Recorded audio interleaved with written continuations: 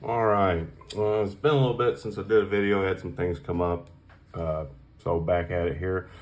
So today I'm going to be talking about the 1 month carry update on the Microtech Scarab 3 Gen 2. As you can see, I like them quite a bit. If you follow the channel or whatever, you know that I like them. And that I acquired 3, still waiting on the Shadow version to come out, which hopefully is sooner than later. So kind of go, through everything here. So the first one I got was the Stonewash version, which I like because, well, it was my first. No. I didn't think I would like a single edge, which I do. And on this one, it's got the Microtech billboarding, but it's so subdued, it's very light, and only in certain lights can you see it. So I thought that was kind of a plus. And then I went ahead and got the blacked out one, which I was gonna get first, but the reason I didn't get it, and this is probably my least favorite, is that billboarding is way, it's very pronounced. Which doesn't take away anything of the knife. It's just, aesthetically. If that wasn't on there, this may be my favorite, but I'm not sure yet. So these are all M390 MK. They're own 3 M390, which I really don't care. It's generally about the same. I think, well, let me get into this one. Then this one here is my favorite. This is the last one. I've been carrying this one for about a month now, which is hard to do, but it's not when you really love the knife. So this is the dual edge. It's not a dagger, but, and I still don't know what you would call that design. So this one's in the apocalyptic finish, and what I like about this one too is, and you can barely see it, they don't no billboarding. Try not to cut myself here, and I don't know if you can see that on camera or not. Like right there, it just says Scarab 2. Yeah, you can see it right there. But I always like the dual edge OTFs. It's just my preference,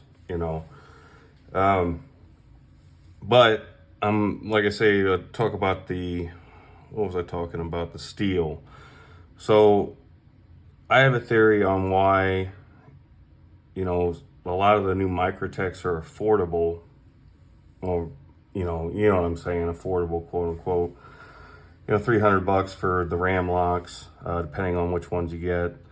I mean, these are expensive, range between 500 and 550, around that area, I think, for the black one. I think when you buy in bulk, like the steel, you can lower your prices down. When you buy in bulk, you get lower pricing. And like with their aluminum, and G10, I think Microtech, and this is just a theory of mine of why you can get them for what they cost. So you got your stitch, and then there's the only other one I have here, the SOCOM Elite. And I have, for reference, just an Ultratech, just for size reference, right there.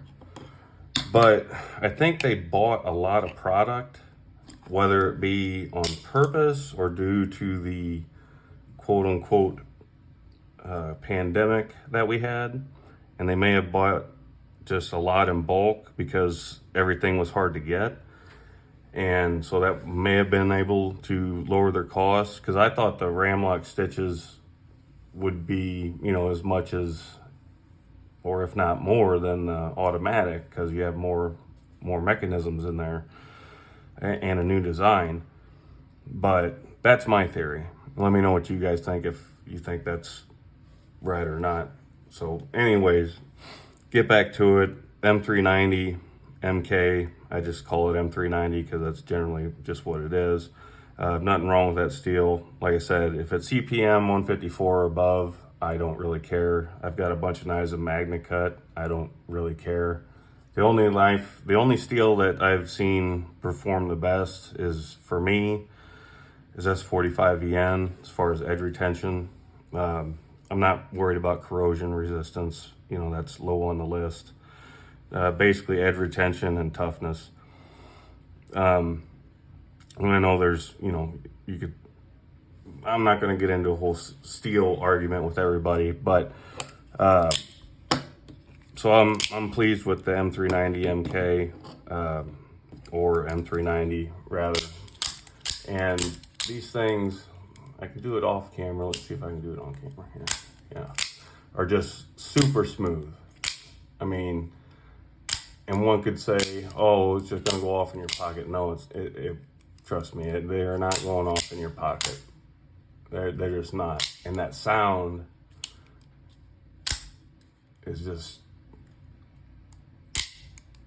especially in the retraction, just hardcore.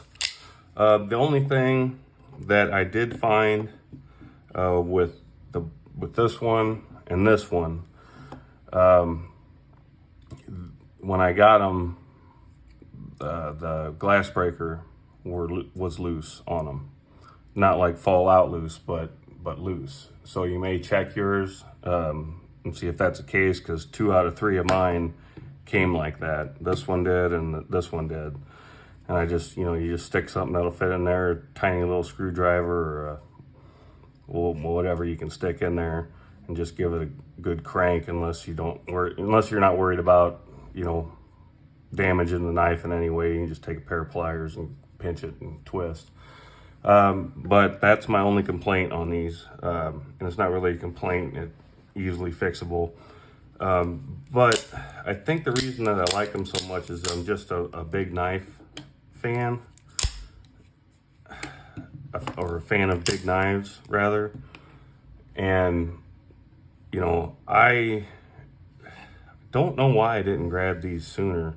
I'm glad I waited till the Gen 3s, because, you know, even the Ultratech, now that when you fiddle with, you know, any OTF, even the new Medford OTF, it's just, I should have grabbed that one too. It tears your thumb up, and they're supposedly going to be changing the Ultratechs to no blade play and the same spring system, the dual spring system, in all the Ultratechs, which I can't wait for. But I'm not paying $1,500 for a flashlight or $1,500 or $3,000, whatever they're asking nowadays, for the flashlight and the no blade play knife, when they've already announced that the new ones are going to come with no blade play. So I would assume that if they're going to do that, they might do it across all models. I'm not sure. This is just my kind of thoughts on it. But back to why I like them. They're big. I have not had any failures on none of these. Especially, well, this one is the one I carried the most. I carried this one for about 2 weeks. Haven't carried the black one yet. Don't know why. Maybe I'll do that next. But they're not, let's see, let's get a weight on here, because they're not as heavy as you would think for being as big as they are.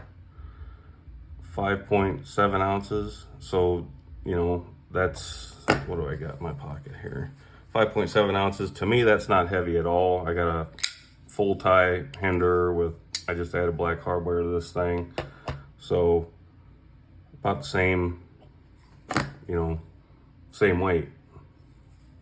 And you got 5.75, 5.65. So not very heavy for what it is, as big as it is. Because if you look at that thumb switch, which I always thought just looked ridiculous,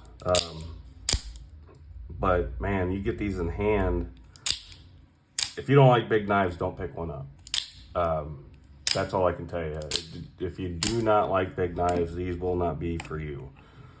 Unless you want something just to impress your friends or whatever, you know. these will impress everybody. But so the clip carries good, good retention, comes in and out of the pocket, doesn't tear the pocket up. The grip tape doesn't tear the pockets up.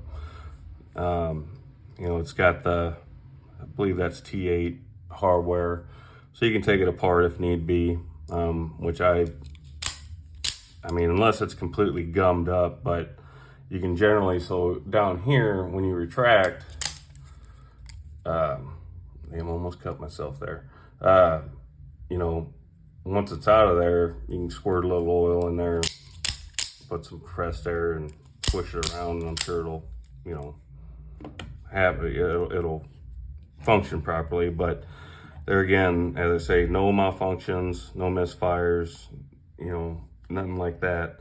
So, and like I said in the previous videos of the Scarabs is, you know, if, you know, I don't camp and all that kind of stuff and do, but I mean, they, on the Microtech torture test videos of these, but it's not the dual edge, it's a single edge, and they've, I mean, they baton 2x4s with this thing. Let me get my calipers out here real quick.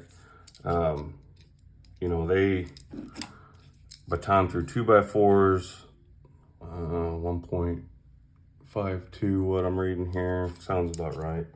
You know, and that says something, and there's no malfunctions after the entire test. They cut pennies in half with these things too.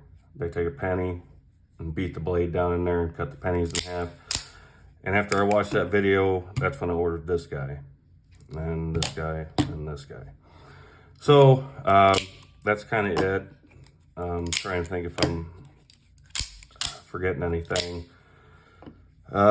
Just well built, quality. You know, $500, it's a lot of money. But if you're after something that you like, you know, you guys know how it goes. I can't recommend it one way or the other. I can't, the only recommendation I could give basically is if you're a fan of big knives and you're not a huge OTF guy, but you wouldn't mind having one, then I would say, then I could recommend this. You know, unless you're in military or law enforcement or something like that, then of course, you know, you would carry one of these probably. If an OTF was to be, what would you say, when you join up, they give you an OTF. This is what they should give you, I would, you know. But that's just my opinions on it. That's my update, my review. Love the knife. Can't wait for the shadow to come out. And that'll do it. I appreciate you guys watching. If you like what you see, you know, I appreciate everyone that subscribes and likes, comments. I like reading all the comments. But I appreciate it, and you guys have a good one. Thanks.